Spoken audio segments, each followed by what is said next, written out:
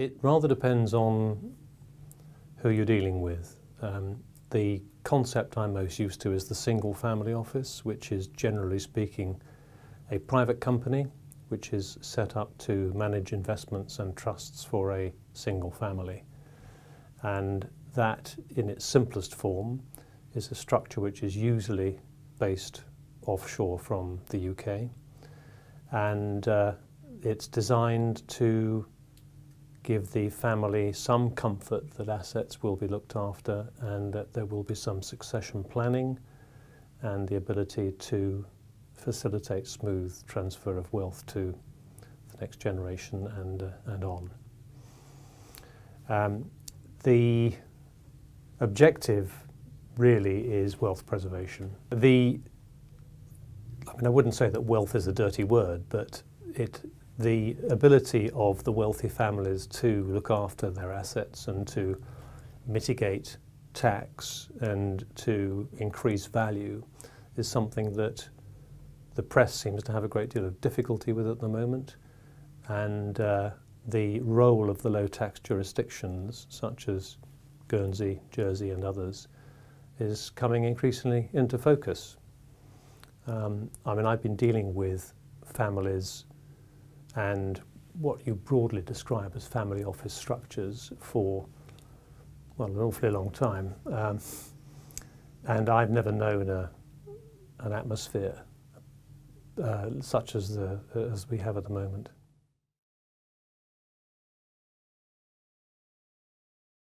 Well, what I don't expect is for there to be any move back on the initiatives for transparency and disclosure. The EU and the international initiatives for reporting of information across jurisdictions is something that isn't going to go away. And I don't think actually that it would be right for it to go away. There's nothing wrong to the professional advisor with proper disclosure of financial information to the appropriate authorities, the tax collecting authorities.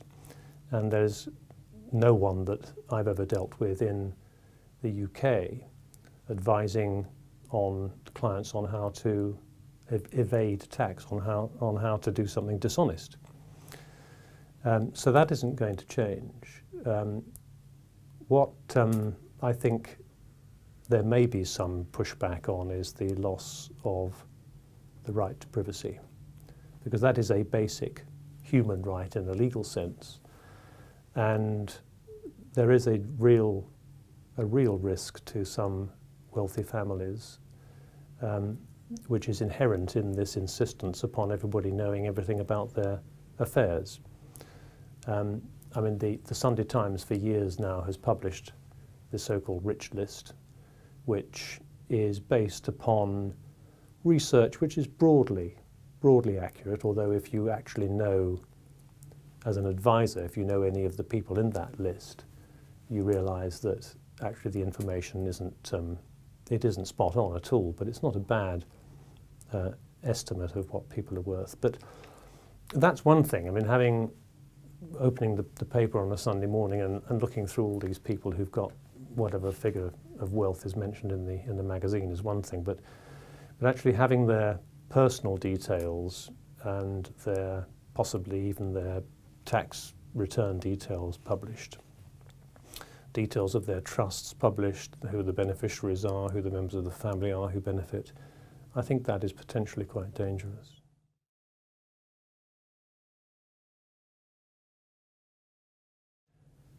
There are two things that one has to consider here. One is the economics and the other is the structure. Anyone setting up a single family office does need to have a business plan, because they are expensive to set up and they're expensive to run.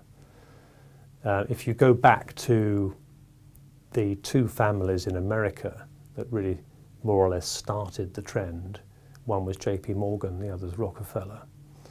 I would say that they are examples of families where the wealth is such that really the the economics were obvious, and to have that looked after expensively by a team of people makes a great deal of sense. Some of the figures I've seen indicate that probably you wouldn't want to set up a family office for wealth of under about $100 million, and that would probably cost around $1 million a year to run. So it's quite a significant exercise. So there are economies involved, and the economics rather. The structure, generally speaking, there are companies and trusts which are run in one or more jurisdictions, and that may be driven to an extent by where the family live. And typically, if there are members of the family in different jurisdictions around the world, which there very often will be, then there will be advisors needed in those jurisdictions. There'll be tax advisors and legal advisors, and that's all part of the general requirements for running it.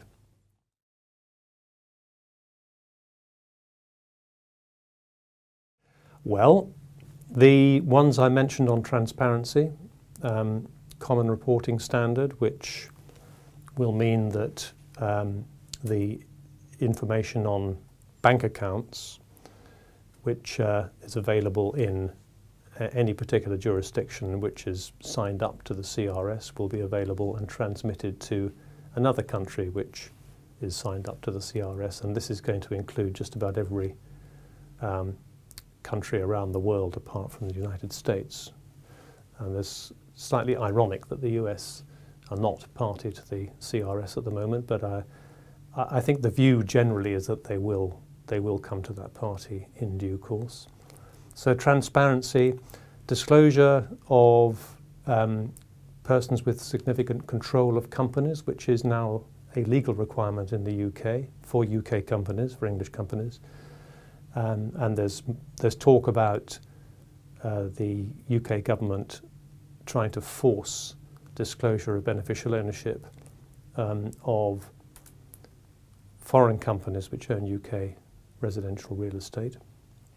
So that's a threat. The general hysteria that we are witnessing at the moment with the release of the so-called Panama Papers, I think is a real threat.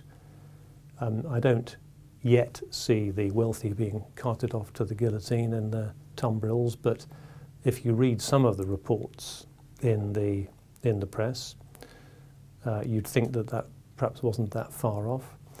And I may be a bit cynical, but I've always had the view that if you actually know anything about a particular subject which is being reported, you will generally find that the newspaper reporting is inaccurate or is slanted or is put together in such a way that you have two words in a sentence which are designed to make people angry without actually necessarily needing any facts to back that up.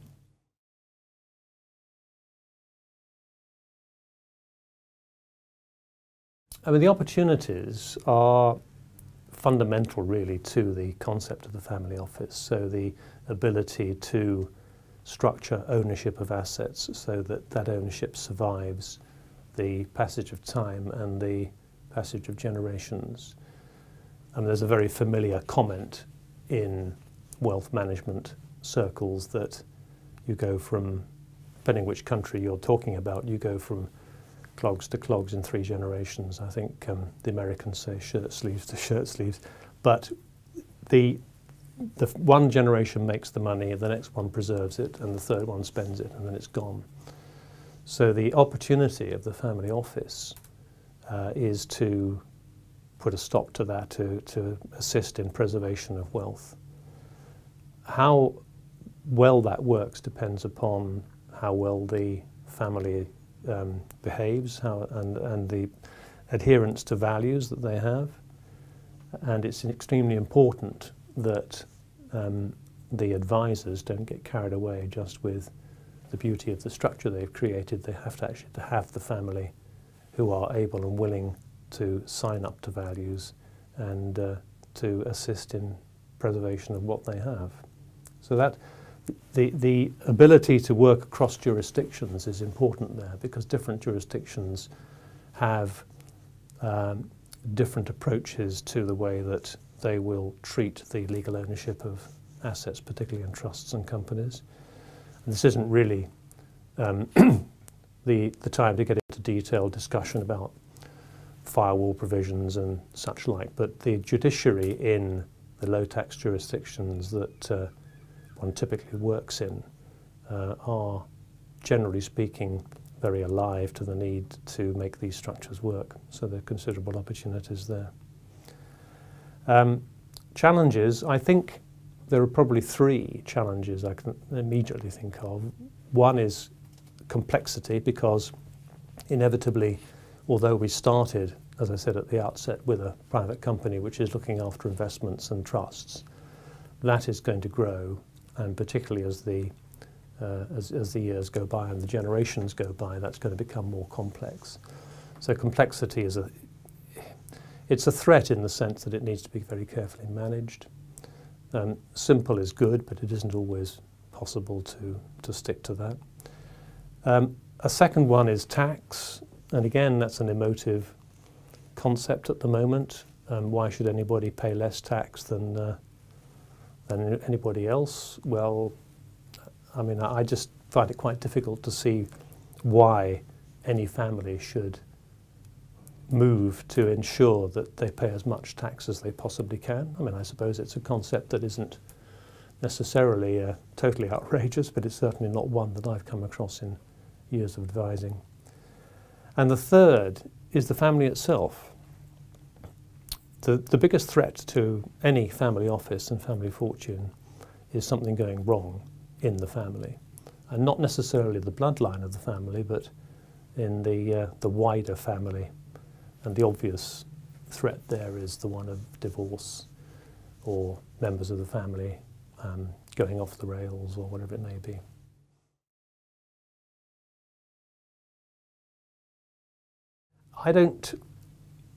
I think unexpected problems is probably a better way of putting it, rather than hidden dangers. I mean, I don't think there's anything terribly dangerous about the single family office. Unexpected problems, well, United States is a big problem in the sense that if you have a member of the family who is or becomes a US citizen for whatever reason, by moving there by birth or whatever it may be, then you have a different reporting system, and have to be very careful how the trusts and the companies that hold the family wealth are dealt with, because the US has a global reach in terms of citizens. And this can arise quite unexpectedly. I remember dealing with a family where a member, this is a South American family, and one of the children, who was adult, wanted to enter into a civil partnership with his partner, and neither of them was in the US, but then they wanted to adopt a child who was a US citizen. And that was really quite a long way off what anyone expected to be happening in this family when the trusts were first established. So that's the US is a challenge. And I think it goes back to the point I made about the family. I don't know whether family members falling out with each other could be described as unexpected. It's probably something that most families are pretty familiar with, but when it comes to large sums of money and armies of professional advisors, you can get some quite spectacular results. And one that is all over, not terribly well known in the West, but is very, very well known in Australia, is the Reinhardt family. I think Gina Reinhardt, and this is on public record, I think she's Australia's wealthiest woman, I think by quite a considerable distance, looking at estimates of her wealth. But she's at war with one or more of her children, and there is a very serious issue there. And it's a case of very strong-minded people who don't agree with decisions that are being made. So if you are the hapless trustee in the middle of all that, that's a danger that well, maybe it's not entirely unexpected, but it's certainly unwelcome.